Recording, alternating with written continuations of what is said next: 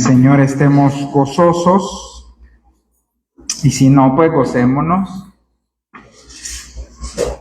Yo sé que existen situaciones, existen circunstancias en la vida que pues no son agradables o no son gratas, y si alguno está o estamos pasando por alguna circunstancia de ese tipo, pues espero que lo que vamos a recordar ahora nos sirva para motivarnos, ¿verdad?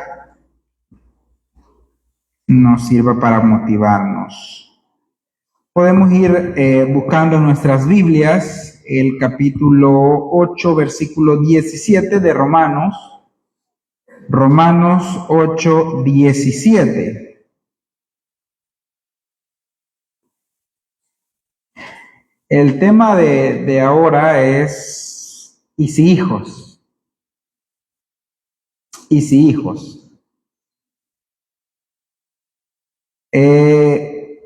Había venido previamente hablando de la redención primero, si se acuerdan de la adopción. Pero, ¿cuál es el producto de esto? Hablábamos del proceso de la salvación. Pero ¿qué pasa? ¿Qué incidencia o qué trascendencia tiene? ¿O por qué es importante reconocernos como adoptados? Por eso el tema de ¿y si hijos? Y pues nace del 8:17, no necesita mucho pensamiento. Identificar que el Romanos 8:17 dice, creo que ya lo tienen todos, y si hijos, también herederos, herederos de Dios y coherederos con Cristo, si es que padecemos juntamente con Él, para que juntamente con Él seamos glorificados. Oremos. Padre, Señor y buen Dios, que estás en el cielo, que estás en todo lugar y que estás en nosotros a través de tu Espíritu Santo, te queremos agradecer por absolutamente todo, por aquellas cosas agradables y por aquellas cosas difíciles que están pasando en nuestras vidas, por aquellas enfermedades, por aquellas situaciones o crisis económicas, por aquellas crisis matrimoniales o familiares, por aquellas crisis espirituales o emocionales. Gracias, Señor, porque sabemos que tú obras para bien en absolutamente todos los casos, y confiamos en que tu santa voluntad tiene un propósito bueno para nuestras vidas, un propósito bueno que dirija a tu gloria, y queremos ser parte, queremos ser herramientas de esa gloria, mi Dios. Nos disponemos, presentamos nuestros cuerpos como un sacrificio vivo, santo y agradable.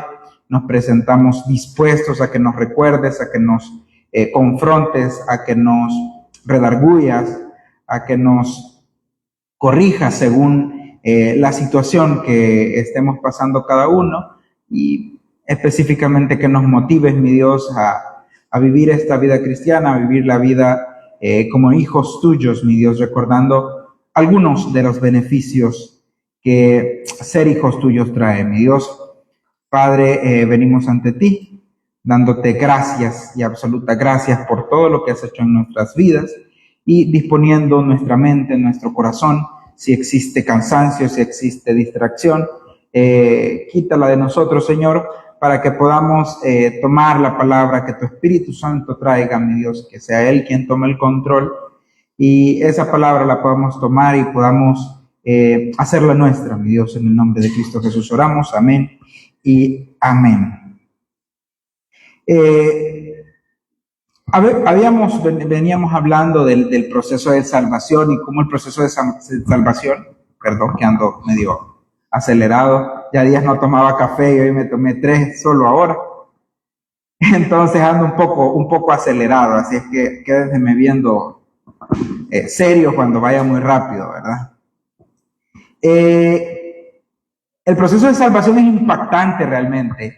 Y no solo el hecho del sacrificio de Cristo, no solo el hecho de que Dios mismo, siendo Dios, se hace hombre, que Dios mismo, sin la necesidad absoluta de nosotros, toma bien por el amor que nos tiene, por el amor a sí mismo y por la fidelidad a sí mismo, el hacerse hombre.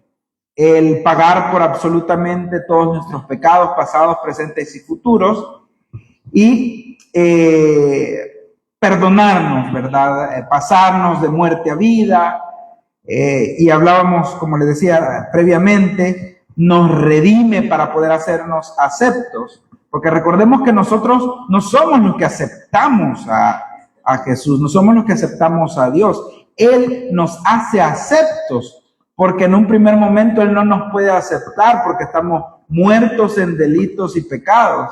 Allá Ageo, el profeta Ageo les pone un ejemplo a los sacerdotes y les dice, recuerdan, explíquenme si un pedazo de carne inmundo toca alguna otra cosa santificada, ¿qué va a pasar? O una cosa normal, inmunda será, dicen los sacerdotes.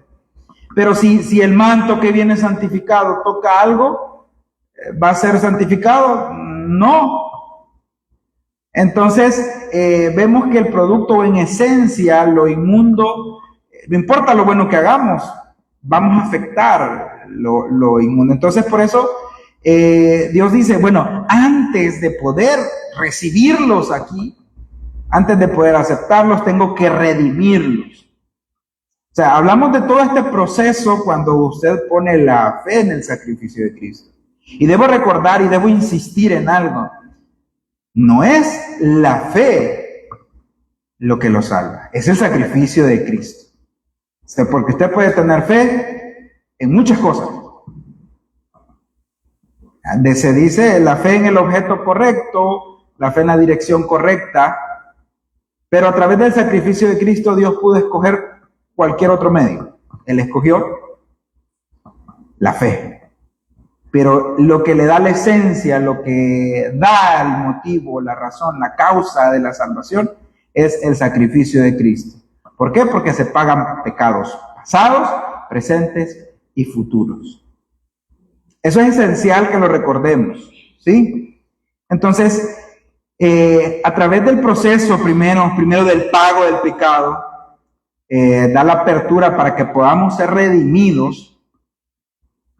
Es decir, hablábamos la vez anterior, y creo que ustedes lo recuerdan, que la palabra redención es comprar del mercado de esclavos. Se refiere a eso, a la idea de que nosotros estábamos en el mercado de esclavos y Dios paga el precio, el costo que nosotros teníamos y nos saca del mercado de esclavos. Pero no solo nos saca del mercado de esclavos, sino que la Biblia dice que nos adopta. Y hablamos de la adopción también. Creo que en esa ocasión el texto base fue Gálatas 4 y 5. Si quiere puede moverse, si no, pues escuche. Dice, pero cuando vino el cumplimiento del tiempo, Dios envió a su Hijo, nacido de mujer y nacido bajo la ley, para que redimiese a los que estaban bajo la ley, a fin de que recibiésemos la adopción de hijos. Lo que he venido explicando lo resume Pablo y dice, cuando se cumple el tiempo, cuando Dios toma bien, envía a su Hijo nacido de mujer. ¿Por qué tenía que ser nacido de mujer? Porque tenía que morir. Y Dios esencialmente no puede morir, porque Dios es eterno, ¿verdad? Entonces tenía que nacer de mujer, tenía que nacer bajo la ley. ¿Por qué? Porque la ley es la que nos acusa, es el espejo en el que usted se ve donde ha fallado. Entonces tenía que nacer bajo la ley para poder cumplir la ley y para que la ley pudiera ser cumplida en nosotros. ¿Para qué? Para que posteriormente redimiese, es decir, hablamos de la redención. ¿Con qué fin Dios quería redimirnos? Para poder adoptarnos, a fin de que recibiésemos la adopción de hijos. Es decir, Dios no nos podía adoptar sin habernos redimido previamente. Por eso Él nos preparó para ser aceptos, para ser aceptados. No hay nada bueno que nosotros hayamos hecho para que Dios nos acepte. Y por eso es enfático Juan en decir en el Evangelio que nosotros le recibimos. Ojo, no le aceptamos, porque nosotros somos aceptados por Él mediante la redención. Después de este breve Breve introducción. El producto de la adopción, producto de ser adoptado, nacen algunas realidades. Y a mí me encanta el ejemplo que utiliza Pablo al hacer el llamado a ser hecho hijos, el ser adoptado. ¿Por qué? Porque la persona adoptada es una persona que no nació de los adoptantes. ¿Sí? ¿Cómo explico esto? En el normal entender, le llaman hijos de crianza, ¿sí? Nos ubicamos en los hijos de crianza. Muchas veces son cipotes que se los encontraron, el vecino se quedó con la tía, se quedó con la abuela o con la vecina, alguien con quien ni comparte ningún vínculo biológico, y ahí lo criaron, Entonces, los perritos no son hijos de crianza. Así que ellos no cuentan para quien les diga perrijos, ¿va? No, que los hijos a veces parezcan, ahí es otra cosa. Pero los perritos no son. Entonces, pero entender que los hijos de crianza, como se entiende, es aquel joven, aquel niño que unas personas adultas reciben y lo crían como hijo. Ahora, la institución de la adopción es cuando se recibe un niño, llamémoslo de esa manera, y se legaliza. Entonces, cuando se legaliza, no existe ninguna diferencia entre el hijo que fue procreado por papá y por mamá, es decir, que la mamá estuvo embarazada y lo tuvo y lo dio a luz. No hay ninguna diferencia de aquel que se reconoció. Entonces, vemos que se empiezan a ver realidades, se empiezan a ver cuestiones que surgen, que nacen producto de la adopción. Y vamos a ir viendo despacio para recordarnos, ¿verdad? Yo creo que son cosas que ya sabemos y que a veces se nos olvida y que por eso nos levantamos al día siguiente pues sin ganas, porque se nos olvida qué tan importante es lo que Dios nos ha dado. Primero, como cuestión que surge, o primer derecho que tenemos, es que somos herederos. Gálatas 3:29 dice: y si vosotros sois de Cristo, ciertamente el linaje de Abraham sois y herederos según la promesa. Ojo, podemos sacar mucho de esto. Yo voy a tratar de nada más recoger algunos. Creo que habrá para muchos sermones cuántas atribuciones Dios nos ha dado, pero nos vamos a centrar en algunas. Y dice Pablo: si vosotros sois de Cristo. Ojo, primero tiene que existir ese antecedente. ¿Quiénes pueden ser herederos? ¿Qué se requiere para ser heredero? Por ejemplo, si el hermano Isra, Dios no quiera todavía, va, pero se muere, ¿seré yo heredero del hermano Isra? Obvio que no, ¿verdad? No, hermanos en Cristo seremos, me va a decir, pero terrenos no le dejaremos, me va a decir. Pero cuando, si Dios no viene antes, mi papá fallezca, ¿soy heredero de él? Si lo saca del testamento, ya me dijeron que me sacaron del testamento. Habría que ver, va. Hay que aprovechar cuando esté dormido. Por regla general, los hijos son herederos de los padres. Y no es una clase de derecho, pero tienen la misma, nosotros le llamamos línea sucesoral, los padres, el cónyuge, es decir, el esposo o la esposa, o el compañero de vida, y los hijos. Todos tienen el mismo derecho. Es decir, si alguien fallece y los papás viven, tienen el mismo derecho que los hijos y el mismo derecho que la esposa o el conviviente. Pero ¿por qué digo esto? Porque para ser herederos debe reconocerse Primero, a través de la ley, y segundo, que se reconozca un vínculo. El vínculo, por ejemplo, padre-hijo, esposo-esposa. ¿Sí? Esos son los vínculos que deben reconocerse. Y es importante porque la Biblia lo está reconociendo ese vínculo. Está reconociendo ese vínculo.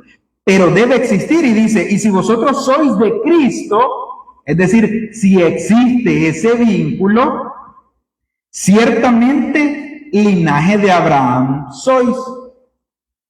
Existe el vínculo a través de el ser de Cristo y segundo, que exista una ley.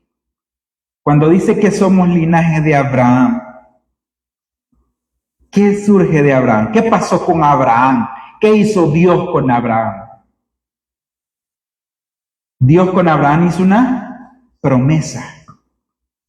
¿Una promesa condicional o incondicional? Incondicional. Más allá de, pues porque no solo hizo una, sino que hizo muchas, le dijo que iba a ser padre de muchas. Y refiriéndose no solo a los judíos, refiriéndose a todos los que provienen de la fe.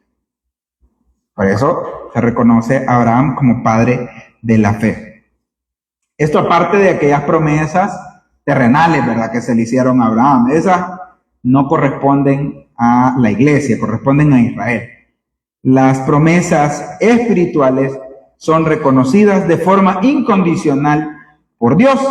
Entonces dice Dios, bueno, reconozco la promesa que yo les hice, es decir, una ley, porque si se acuerdan allá en Romanos vimos, Romanos 11, que los dones de Dios son irrevocables. Los dones y el llamamiento de nuestro Dios son irrevocables. Entonces, los dones que son lo que Él nos da, las promesas entran en ello. Entonces, dice Gálatas 3:29, por lo tanto, existe un vínculo, existe un reconocimiento, son herederos. Pero ¿qué heredamos, hermano? ¿Qué heredamos? Porque les comento, no solo se heredan la tierra. Si su familiar, si su papá, si su abuelo, usted le anda buscando la herencia, también se heredan las deudas.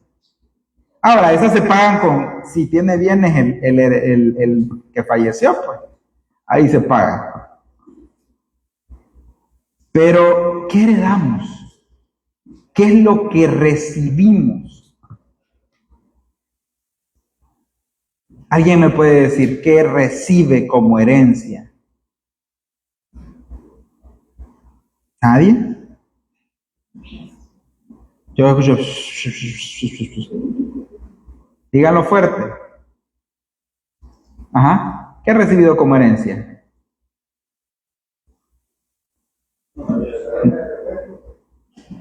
¿Cómo dice? Un puesto en el mercado, ¿sí? No, ese no entra en esta herencia.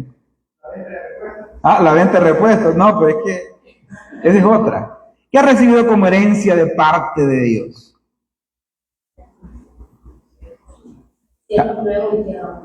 Cielos nuevos y tierra nueva. ¿Qué más es herencia por parte de nuestro Dios? La vida eterna. Es una posesión. Algo que nosotros, o sea, si nos damos cuenta de que podemos identificar que somos herederos, pero como no sabemos qué hemos heredado,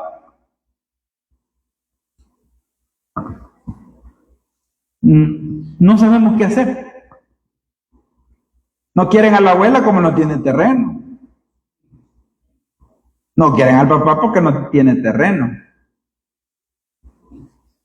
Es un decir, pero realmente se materializa y se ve de esa manera. Ahora, ¿qué vamos a heredar? Tania, creo que vos dijiste cielos nuevos y tierra nueva. El cielo, el estado eterno, es máximamente lo que se recibe como herencia. Ahí andan unos locos, discúlpenme en las redes, ahí andan unos locos vendiendo parcelas ya en el día. Ofrenda, hermano, y va a tener ahí la parcela de 10 por 20. Y si ofrenda 2 veces el diezmo, es de 20 por 40. Existen personas con esa idea. Ahora, tratando como de tropicalizarlo, todas las bendiciones que recibimos en los lugares celestiales son parte de la herencia. O sea, la Biblia, y en el siguiente versículo vamos a ver que somos coherederos con Cristo. Y Cristo ha recibido para sí mismo todo lo que existe. Todo lo que existe. Somos herederos juntamente con Él y lo vamos a ver más adelante. Entonces, solo el hecho, uno de todos los datos que podríamos dar, el hecho de ir al cielo, el hecho de un cuerpo nuevo, el hecho de tener el Espíritu Santo como garantía, debería de hacernos sentir motivados y no solo los 3 cafés que se tomó, que hace que se sienta animado. No. Gálatas ahí mismo cerquita, 4:7, dice, así que ya no eres esclavo, sino hijo, y si hijo, también heredero de Dios por medio de Cristo. Antes éramos esclavos. ¿Qué significa redención? Pagar un precio por quién? Por el esclavo, ¿verdad? Vemos, antes éramos esclavos, vemos cómo la Biblia lo reconoce. Ahora, nos redime, nos convierte en hijos y ahora herederos. Herederos. ¿De quién? ¿De Carlos Slim? ¿De NB, ahora con todos los terrenos de Cristiano? ¿O de quién? Y ya saben de quién hablo con la NB, ¿va? No.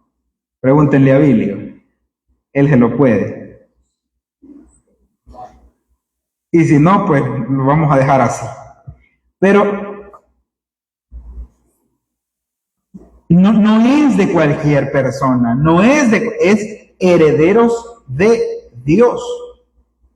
Es decir, todas y absolutamente todas las bendiciones espirituales nos corresponden. Ahora, yo no vengo a decirle, declárelo, hermano, cierre. No. No es un mensaje de ese tipo, sino un mensaje motivacional de que cuando lleguemos al estado eterno, vamos a disfrutar de eso. En una ocasión alguien comentaba que él quería preguntarle muchas cosas a Dios cuando llegara al cielo. Yo les pregunto a ustedes, ¿tienen alguna pregunta que hacer a Dios? Algunos dirán, no, algunos dirán, sí, yo quiero saber cómo era Adán. Pero hay un salmo que dice que en la presencia de Dios hay plenitud de gozo. Y yo estoy seguro que no van a existir dudas, no van a existir preguntas, no va a existir nada, sino la plenitud vamos a estar completos. C.S. Lewis, un escritor, mi escritor favorito, hacía referencia a que absolutamente todo ese vacío que usted siente hoy día como humano, esa necesidad de algunos de fama, algunos nos gusta que nos vean, ¿verdad? Que nos reconozcan que hacemos bien las cosas, o que les reconozcan que son guapas o que son guapos, o que les reconozcan que tienen alguna cuestión, o algunas personas que están necesitadas de afecto. Esa necesidad es humana porque estamos corruptos, porque buscamos el estado eterno, que la necesidad de reconocimiento viene de la necesidad de reconocimiento por Dios, y como los únicos que nos pueden dar reconocimiento son los seres humanos, siempre va a haber un vacío. Ahora, ¿por qué explico esto? Porque la necesidad en nuestra alma siempre va a ser de obtener esa herencia inmarcesible, que no se marchita, que no se corrompe, que no se arruina. Esa herencia está en el cielo. Entonces deberíamos sentirnos dichosos porque no merecemos absolutamente nada. Y Él nos ha dado absolutamente todo. Así es que no desee ser el heredero de Abilio. No. Ya es heredero del Padre. ¿Por qué? Porque es hijo. Entonces, y si hijo, heredero. Y heredero con Cristo. ¿Hay algo que se le prohíba de los bienes del fallecido al heredero? No. Todo lo que era del fallecido es de los herederos. Se los dejo ahí en el tintero para que piensen. Segundo, miembros del mismo cuerpo. Y si hijos, también somos miembros del mismo cuerpo. Nos podemos mover a Efesios 3:6.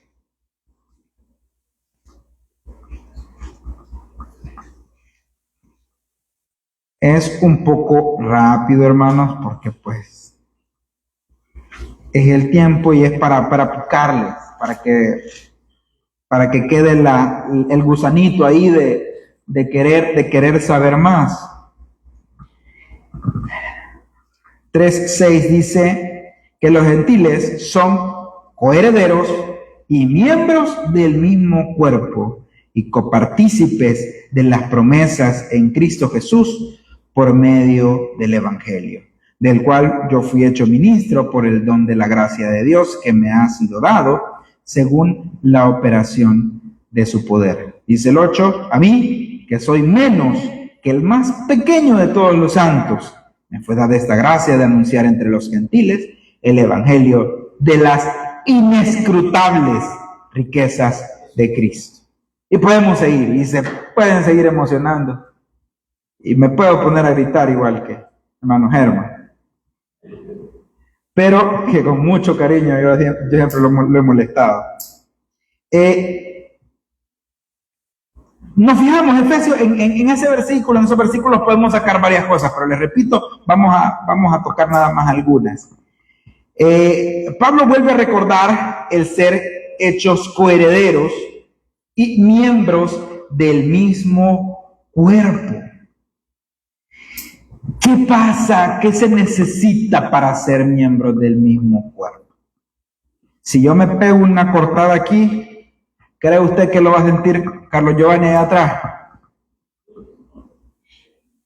Sí, dice que él es empático, dice que le va a doler a él. No, claro que no lo va a sentir. Claro que no lo va a sentir. De hecho, le va a decir, herite el otro a ver si siento. No, ¿por qué? Porque no existe una conexión biológica entre él y entre mi persona. Pero si yo me corto el dedo, ¿cree usted que lo voy a sentir en todo el cuerpo el dolor? Claro. De hecho, no sé si alguna vez le ha pasado que si a usted le duele algo, pero después se golpeó, se le olvidó ese dolor que andaba. Porque el cuerpo enfocó toda la sensación en el otro dolor. En el otro dolor. Es algo natural, pero es porque existe una conexión biológica, es decir, compartir un vínculo sensorial. Ahora, hablándolo desde el punto de vista espiritual, nos vuelve a enseñar algo Dios.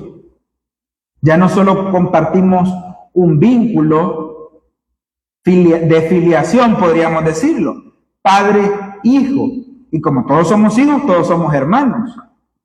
Pero ahora la conexión se vuelve más profunda, porque igual pasa, si yo me hiero y Daniel, mi hermano, allá atrás, no va a sentir. No va a sentir. Entonces, la conexión entre los miembros del cuerpo es más profunda.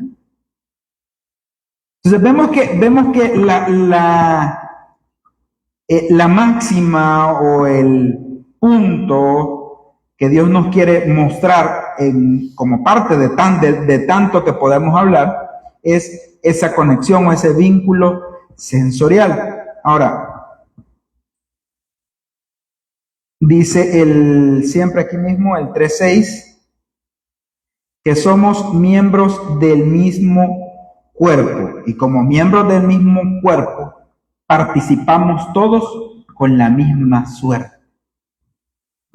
¿Y cuál es la suerte? Es la copartícipe en las promesas de Cristo Jesús. Ahí mismo en Efesios, siguiente página, o no sé cómo está en su Biblia, el 5:30.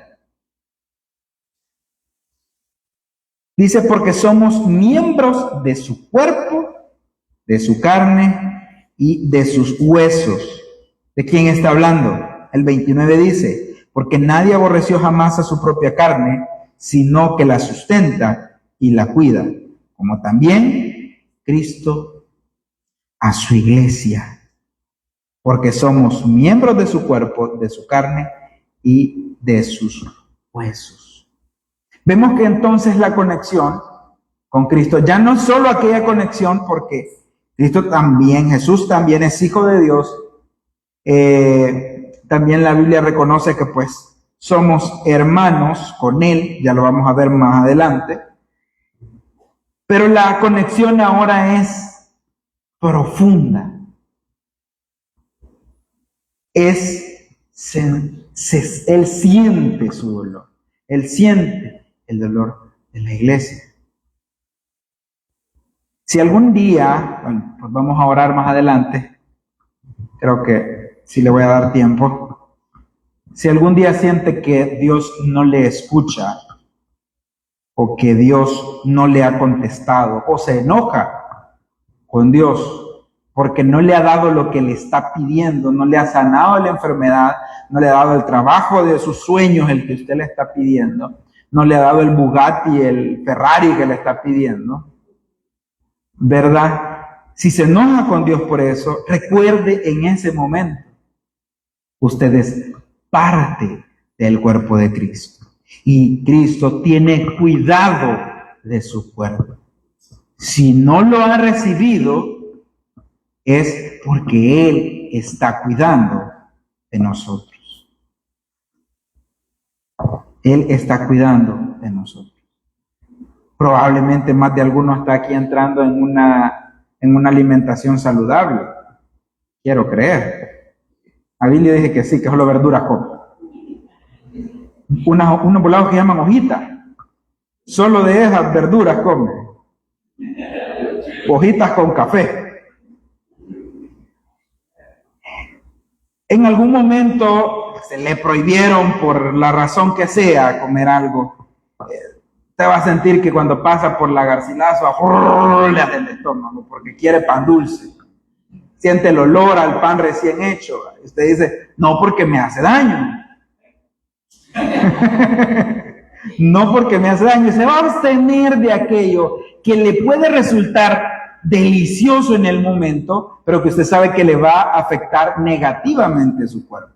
Si nosotros, que somos seres humanos, corruptos, con una poca fuerza de voluntad, como la de su servidor aquí adelante, que no deje el pan dulce, Si podemos en algunas ocasiones tratar de tomar más agua, tratar de hacer un poco más de movimiento, porque entendemos que afecta a nuestro cuerpo, ¿cuánto más Cristo, que lo ha reconocido como parte de su cuerpo, no va a querer algo bueno? No va a querer lo mejor. Y lo mejor no es siempre lo que nosotros queremos. Ojo. Lo mejor siempre va a ser lo que le lleve la gloria a Él. Entonces, ese producto, y nos podemos sentir animados.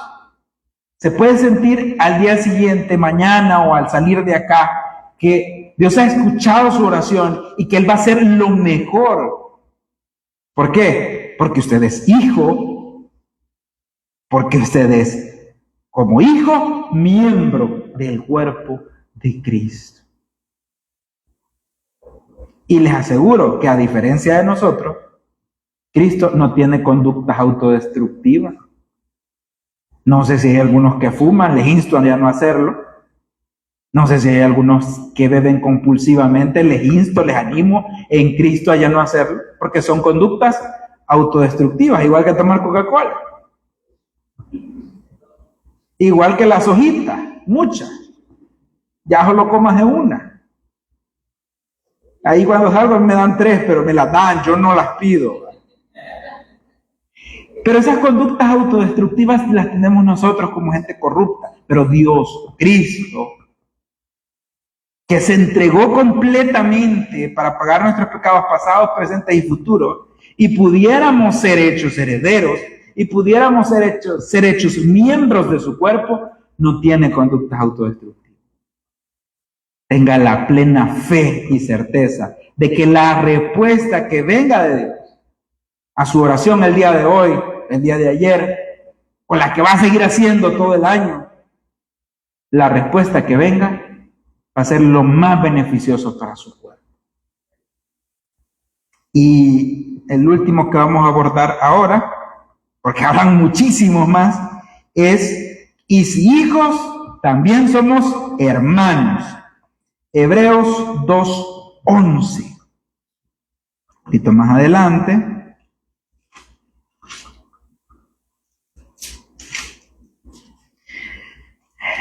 Hebreos 2:11 dice, porque el que santifica, y los que son santificados, de uno son todos, por lo cual no se avergüenza de llamarnos hermanos, diciendo, anunciaré a mis hermanos tu nombre, en medio de la congregación te alabaré.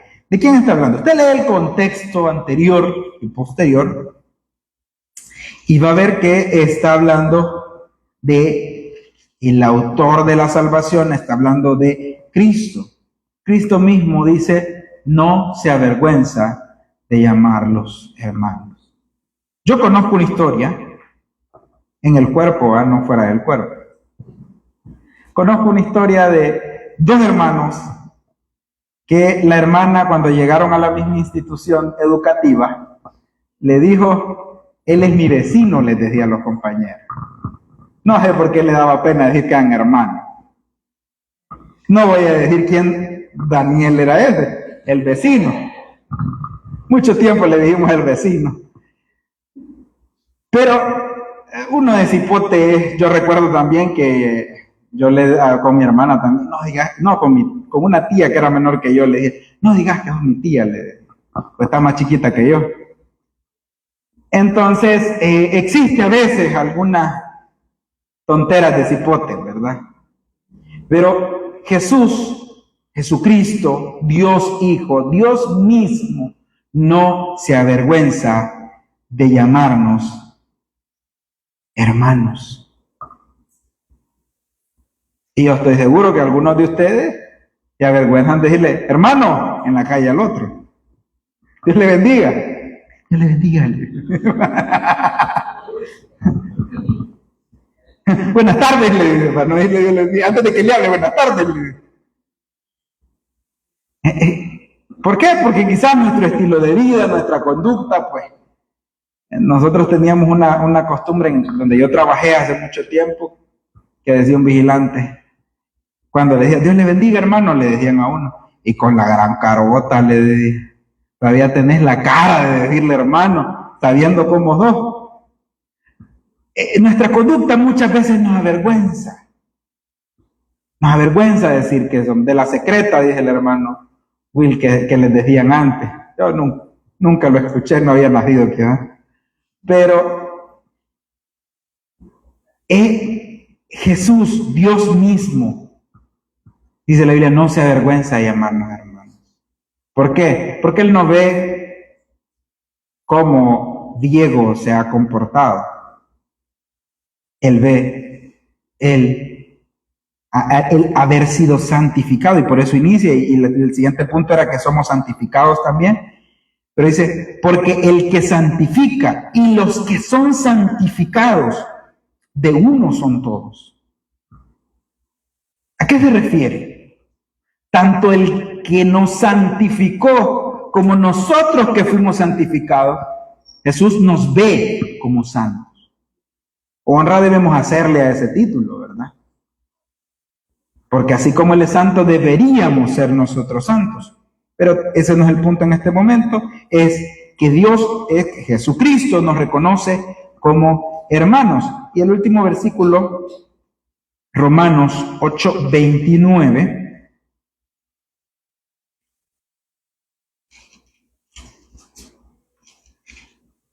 dice,